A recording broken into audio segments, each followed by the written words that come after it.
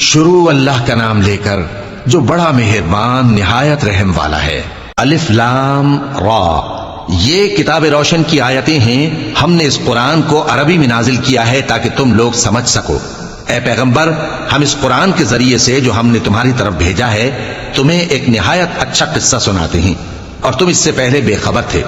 جب یوسف نے اپنے والد سے کہا کہ ابا، میں نے خواب میں 11 ستاروں اور سورج اور چاند کو دیکھا ہے، دیکھتا کیا ہوں کہ وہ مجھے سجدہ کر رہی ہیں۔ انہوں نے کہا کہ بیٹا، اپنے خواب کا ذکر اپنے بھائیوں سے نہ کرنا، نہیں تو وہ تمہارے حق میں کوئی چال چلیں گے۔ کچھ شک نہیں کہ شیطان انسان کا کھلا دشمن ہے، اور اسی طرح اللہ تمہیں برگزیدہ و ممتاز کرے گا اور خواب کی باتوں کی تعبیر کا علم سکھائے گا، اور جس طرح اس نے اپنی نعمت پہلے تمہارے دادا پر دادا ابراہیم اور اسحاق پر پوری کی تھی، اسی طرح تم پر اور اولاد یعقوب پر پوری کرے گا۔ بے شک تمہارا پروردگار سب کچھ جاننے والا ہے، حکمت والا ہے۔ ہاں، یوسف اور ان کے بھائیوں کے قصے میں پوچھنے والوں کے لیے بہت سی نشانیاں ہیں۔ جب انہوں نے آپس میں تذکرہ کیا کہ یوسف اور اس کا بھائی ابا کو ہم سے زیادہ پیارے ہیں، حالانکہ ہم جماعت کی جماعت ہیں، کچھ شک نہیں کہ ابا کھلی غلطی پر ہیں۔ یوسف کو یا تو جان سے مار ڈالو یا کسی ملک میں پھینک آؤ، پھر ابا کی توجہ صرف تمہاری طرف ہو جائے گی، اور اس کے بعد تم نیک لوگوں میں ہو جاؤ گے۔ ان میں سے ایک کہنے والے نے کہا کہ یوسف کو جان سے نہ مارو، کسی اندھے کنویں میں ڈال دو کہ کوئی راہگیر اسے نکال کر کسی دوسرے ملک میں لے جائے گا۔ اگر تم کو کرنا ہی ہے تو یوں کرو۔ یہ مشورہ کر کے وہ اپنے والد سے کہنے لگے کہ ابا جان، کیا سبب ہے کہ آپ یوسف کے بارے میں ہمارا اعتبار نہیں کرتے؟ حالانکہ ہم اس کے خیر خواہ ہیں، کل اسے ہمارے ساتھ بھیج دیجئے کہ خوب میوے کھائے اور کھیلے کودے، ہم اس کے نگہبان ہیں۔ انہوں نے کہا کہ یہ امر مجھے غمناک کیے دیتا ہے کہ تم اسے لے جاؤ، یعنی وہ مجھ سے جدا ہو جائے، اور مجھے یہ بھی خوف ہے کہ تم کھیل میں اس سے غافل ہو جاؤ اور اسے بھیڑیا کھا جائے۔ وہ کہنے لگے کہ اگر ہماری موجودگی میں کہ ہم ایک طاقتور جماعت ہیں اسے بھیڑیا کھا گیا تو ہم بڑے نقصان میں پڑ گئے۔ غرض جب وہ اس کو لے گئے اور اس بات پر اتفاق کر لیا کہ اس کو اندھے کنویں میں ڈال دیں، اور ہم نے یوسف کی طرف وحی بھیجی کہ ایک وقت ایسا آئے گا کہ تم انہیں ان کے اس سلوک سے آگاہ کرو گے، اور ان کو اس وحی کی کچھ خبر نہ ہوگی۔ اور یہ حرکت کر کے وہ رات کے وقت باپ کے پاس روتے ہوئے آئے، کہنے لگے کہ ابا جان، ہم تو دوڑنے اور ایک دوسرے سے آگے نکلنے میں مصروف ہو گئے اور یوسف کو اپنے اسباب کے پاس چھوڑ گئے تو اسے بھیڑیا کھا گیا، اور آپ ہماری بات کو گو ہم سچ ہی کہتے ہیں باور نہیں کریں گے، اور ان کے کرتے پر جھوٹ موٹ کا لہو بھی لگا لائے۔ یعقوب نے کہا کہ یوں نہیں ہے، بلکہ تم اپنے دل سے یہ بات بنا لائے ہو۔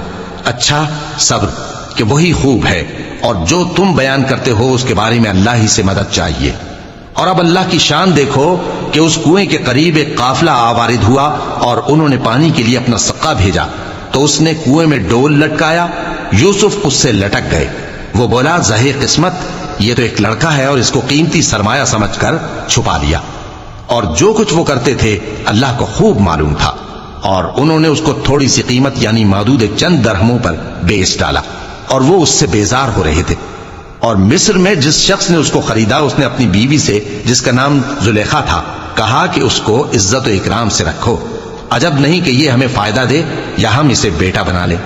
اس طرح ہم نے یوسف کو سرزمین مصر میں جگہ دی، اور غرض یہ تھی کہ ہم ان کو خواب کی باتوں کی تعبیر سکھائیں، اور اللہ اپنے کام پر غالب ہے لیکن اکثر لوگ نہیں جانتے۔ اور جب وہ اپنی جوانی کو پہنچے تو ہم نے ان کو دانائی اور علم عطا کیا، اور نیکوکاروں کو ہم اسی طرح بدلہ دیا کرتے ہیں۔ اور جس عورت کے گھر میں وہ رہتے تھے اس نے ان کو اپنی طرف مائل کرنا چاہا، اور دروازے بند کر کے کہنے لگی، یوسف جلدی آؤ۔ انہوں نے کہا کہ اللہ پناہ میں رکھے، وہ یعنی تمہارے میاں تو میرے آقا ہیں، انہوں نے مجھے اچھی طرح سے رکھا ہے، میں ایسا ظلم نہیں کر سکتا، بے شک ظالم لوگ فلاح نہیں پائیں گے۔ اور اس عورت نے ان کا قصد کیا اور انہوں نے اس کا قصد کیا۔ اگر وہ اپنے پروردگار کی نشانی نہ دیکھتے تو جو ہوتا سو ہوتا۔ یوں اس لیے کیا گیا کہ ہم ان سے برائی اور بے حیائی کو روک دیں، بے شک وہ ہمارے چنے ہوئے بندوں میں سے تھے۔ اور دونوں دروازے کی طرف بھاگے، آگے یوسف، پیچھے زلیخا، اور عورت نے ان کا کرتا پیچھے سے پکڑ کر جو کھینچا تو پھاڑ ڈالا، اور دونوں کو دروازے کے پاس عورت کا خاوند مل گیا۔ تو عورت بولی کہ جو شخص تمہاری بیوی کے ساتھ برا ارادہ کرے اس کی اس کے سوا کیا سزا ہے کہ یا تو قید کیا جائے یا اسے دکھ کا عذاب دیا جائے۔ یوسف نے کہا، اسی نے مجھ کو اپنی طرف مائل کرنا چاہا تھا، اور اس کے خاندان میں سے ایک گواہ نے گواہی دی کہ اگر اس کا کرتا آگے سے پھٹا ہو تو یہ سچی اور یوسف جھوٹا ہے، اور اگر کرتا پیچھے سے پھٹا ہو تو یہ جھوٹی اور وہ سچا ہے۔ سو جب اس کا کرتا دیکھا تو پیچھے سے پھٹا تھا۔ تب اس نے زلیخا سے کہا کہ یہ تمہارا ہی فریب ہے، اور کچھ شک نہیں کہ تم عورتوں کے فریب بڑے بھاری ہوتے ہیں۔ یوسف اس بات کا خیال نہ کر، اور زلیخا تو اپنے گناہ کی بخشش مانگ، بے شک خطا تیری ہی ہے۔ اور شہر میں عورتیں گفتگویں کرنے لگیں کہ عزیز کی بیوی اپنے غلام کو اپنی طرف مائل کرنا چاہتی ہے، اور اس کی محبت اس کے دل میں گھر کر گئی ہے، ہم دیکھتی ہیں کہ وہ کھلی گمراہی میں ہے۔ پھر جب زلیخا نے ان عورتوں کی گفتگو جو حقیقت میں دیدار یوسف کے لیے ایک چال تھی سنی، تو ان کے پاس دعوت کا پیغام بھیجا اور ان کے لیے ایک محفل مرتب کی، اور پھل تراشنے کے لیے ہر ایک کو ایک ایک چھری دی، اور یوسف سے کہا کہ ان کے سامنے آؤ۔ جب عورتوں نے ان کو دیکھا تو ان کا روب حسن ان پر ایسا چھا گیا کہ پھل تراشتے تراشتے اپنے ہاتھ کاٹ لیے، اور بے ساختہ بول اٹھیں کہ اللہ پاک ہے، یہ آدمی نہیں، یہ تو کوئی بزرگ فرشتہ ہے۔ زلیخا نے کہا تو یہ وہی ہے جس کے بارے میں تم مجھے تانے دیتی تھیں، اور بے شک میں نے اس کو اپنی طرف مائل کرنا چاہا مگر یہ بچا رہا، اور اگر یہ وہ کام نہ کرے گا جو میں اسے کہتی ہوں تو قید کر دیا جائے گا اور ذلیل ہوگا۔ یوسف نے دعا کی کہ پروردگار، جس کام کی طرف یہ مجھے بلاتی ہیں اس کی نسبت مجھے قید پسند ہے، اور اگر تو مجھ سے ان کے فریب کو نہ ہٹائے گا تو میں ان کی طرف مائل ہو جاؤں گا اور نادانوں میں سے ہو جاؤں گا۔ پس ان کے رب نے ان کی دعا قبول کر لی اور ان سے عورتوں کا داؤں ٹال دیا، بے شک وہی تو سننے والا ہے، جاننے والا ہے۔ پھر باوجود اس کے کہ وہ لوگ ان کی بے گناہی کے نشان دیکھ چکے تھے، ان کی رائے یہی ٹھہری کہ کچھ عرصے کے لیے ان کو قید ہی کر دیں، اور ان کے ساتھ دو اور جوان بھی داخل زندہ ہوئے۔ ایک نے ان میں سے کہا کہ میں نے خواب دیکھا ہے، دیکھتا کیا ہوں کہ شراب کے لیے انگور نچوڑ رہا ہوں۔ دوسرے نے کہا کہ میں نے بھی خواب دیکھا ہے، میں یہ دیکھتا ہوں کہ اپنے سر پر روٹیاں اٹھائے ہوئے ہوں اور پرندے ان میں سے کھا رہے ہیں، تو ہمیں ان کی تعبیر بتا دیجئے کہ ہم تمہیں نیکوکار دیکھتے ہیں۔ یوسف نے کہا کہ جو کھانا تم کو ملنے والا ہے وہ آنے نہیں پائے گا کہ میں اس سے پہلے تم کو اس کی تعبیر بتا دوں گا۔ یہ ان باتوں میں سے ہے جو میرے پروردگار نے مجھے سکھائی ہیں۔ جو لوگ اللہ پر ایمان نہیں لاتے اور آخرت کا انکار کرتے ہیں، میں نے ان کا مذہب چھوڑ دیا ہے، اور میں اپنے باپ دادا ابراہیم اور اسحاق اور یعقوب کے مذہب پر چلتا ہوں۔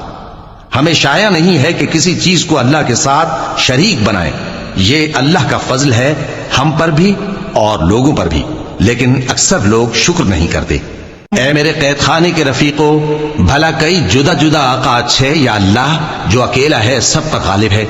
جن چیزوں کی تم اللہ کے سوا پرستش کرتے ہو وہ صرف نام ہی نام ہیں جو تم نے اور تمہارے باپ دادا نے رکھ لیے ہیں، اللہ نے ان کی کوئی سند نازل نہیں کی۔ سن رکھو کہ اللہ کے سوا کسی کی حکومت نہیں ہے، اس نے ارشاد فرمایا ہے کہ اس کے سوا کسی کی عبادت نہ کرو، یہی سیدھا دین ہے، لیکن اکثر لوگ نہیں جانتے۔ اے میرے قید خانے کے رفیقو، تم میں سے ایک جو پہلا خواب بیان کرنے والا ہے وہ تو اپنے آقا کو شراب پلایا کرے گا، اور جو دوسرا ہے وہ سولی دیا جائے گا، اور پرندے اس کا سر نوچ کھائیں گے۔ جو بات تم مجھ سے پوچھتے تھے وہ فیصل ہو چکی ہے۔ اور ان دونوں میں سے جس کی نسبت یوسف نے خیال کیا کہ وہ رہائی پا جائے گا، اس سے کہا کہ اپنے آقا سے میرا ذکر بھی کر دینا۔ پھر شیطان نے اسے ان کا اپنے آقا سے ذکر کرنا بھلا دیا، اور یوسف کئی برس قید خانے ہی میں رہے۔ اور بادشاہ نے کہا کہ میں نے خواب دیکھا ہے، دیکھتا کیا ہوں کہ 7 موٹی گائیں ہیں جن کو 7 دبلی گائیں کھا رہی ہیں، اور 7 خوشے سبز ہیں اور 7 خشک۔ اے درباریو، اگر تم خوابوں کی تعبیر دے سکتے ہو تو مجھے میرے خواب کی تعبیر بتاؤ۔ انہوں نے کہا یہ خواب تو پریشان خیالی سے ہیں، اور ہمیں ایسے خوابوں کی تعبیر نہیں آتی۔